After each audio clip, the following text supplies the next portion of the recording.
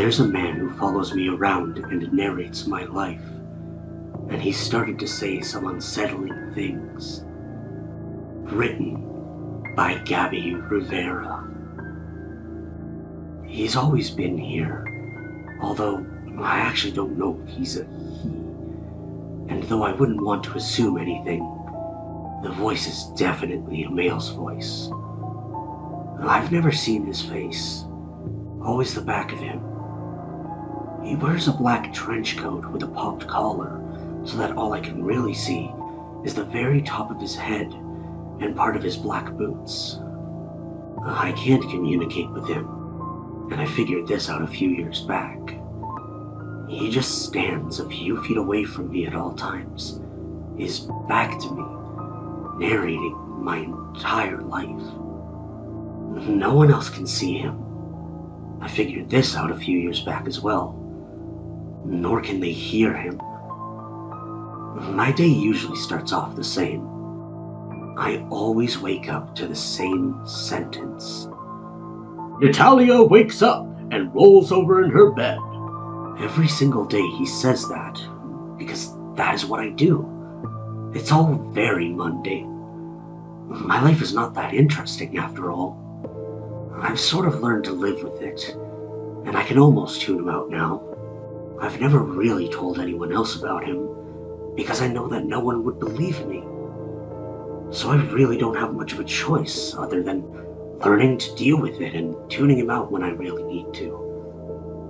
About a week ago, I was cooking dinner, mashed potatoes and black bean tacos, and tuning him out as normal.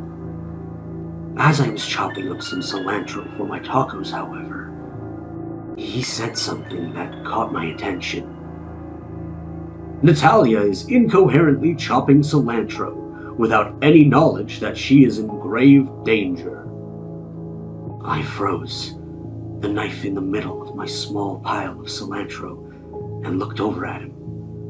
He was standing on the other side of the kitchen island, facing my dinner table. What?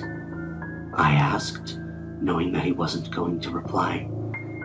At this point, I think I'd be more freaked out about him replying than him not.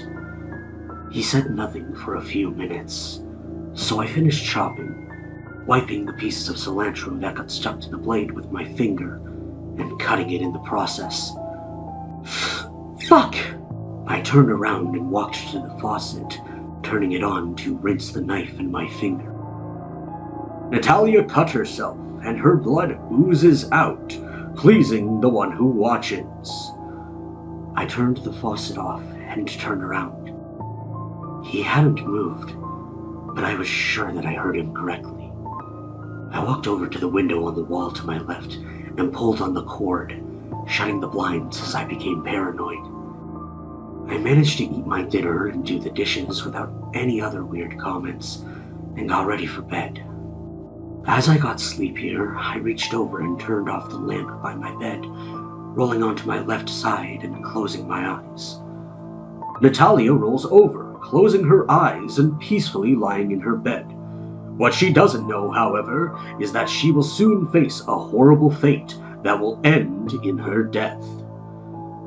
I opened my eyes, sitting up and looking over at his silhouette, slightly lit by the moonlight. I waited a few minutes, but he said nothing else, and I eventually fell asleep. I woke up the next morning as my alarm went off. Natalia wakes up and rolls over in her bed, one day closer to her inevitable death. I got up, walking into the bathroom and slamming the door shut, annoyed and a little bit scared.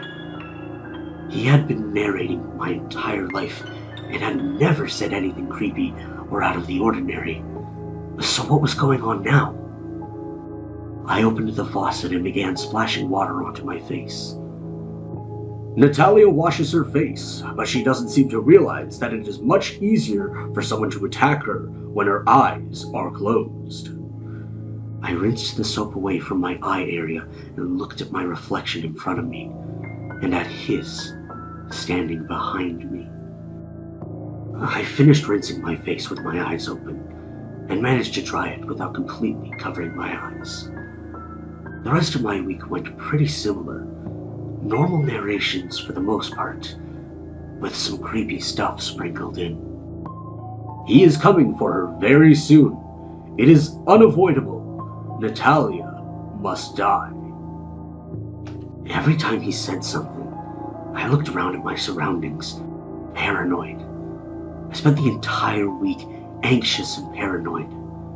I barely slept, fearing that I would wake up in the middle of the night to someone performing spontaneous surgery on me. I put a knife in my bedside drawer and pepper spray under my pillow. Yesterday, there were more creepy things than usual. Natalia's days are numbered. Natalia has been feeling anxious, as she should. The one who watches is very excited to kill Natalia. There will be no escape, only death. I didn't go out anywhere, for fear that would somehow cause whatever was going to happen sooner.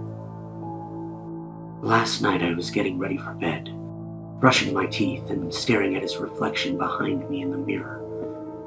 As I swished mouthwash around in my mouth, he spoke again. Natalia brushes her teeth for the last time.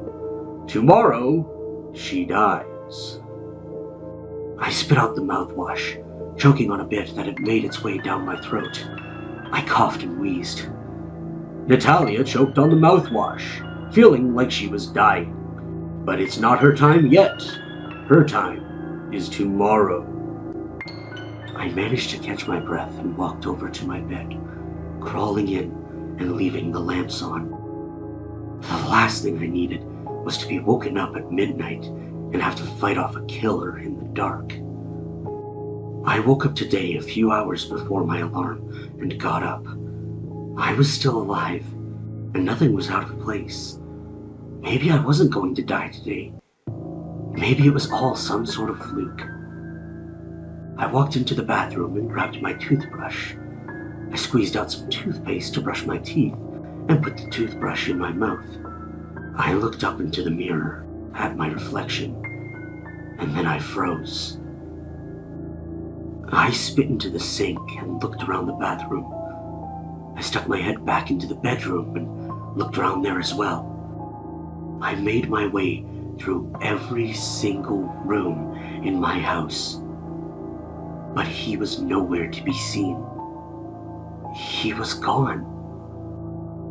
25 years following me and narrating my life, and now, suddenly, when I was supposed to die, he just disappeared.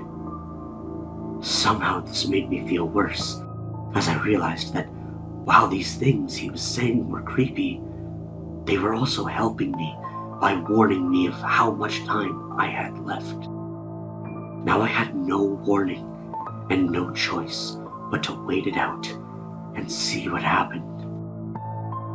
I can't shake the feeling that I'm definitely going to die. But how? And by who? Who was the one who watches? What did that even mean? I've spent my entire day in the kitchen.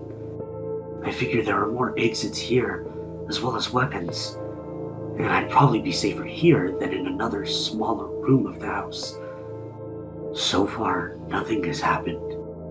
I've been sitting in silence, which is odd because I've never been in complete silence.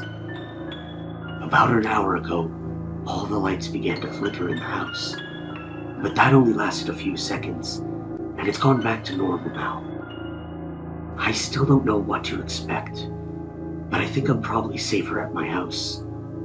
Well, I thought I would be, until the doorbell rang. I got up and walked into the living room, walking up to the door and peering out of the peephole. It was him. He was standing outside on my porch, with his back to me as usual. I didn't move. I didn't even breathe as I just watched him standing there. He's still out there now, but he hasn't said a word. I'm still in my kitchen, not knowing what to do. I could hear him mumbling outside the door a few minutes ago, and I finally decided to get up and listen. 2,000, 1,999, 1,998, 1,997. He's still counting down, and I've now got about 20 minutes left. I can see that it's getting darker and darker outside as he counts, even though it's not even 3 o'clock in the afternoon yet. Every time I look out the window, something disappears. A house on my street, a car, a tree. Whenever something vanishes, it's replaced with darkness, and he keeps counting down. This might be my last chance at communication.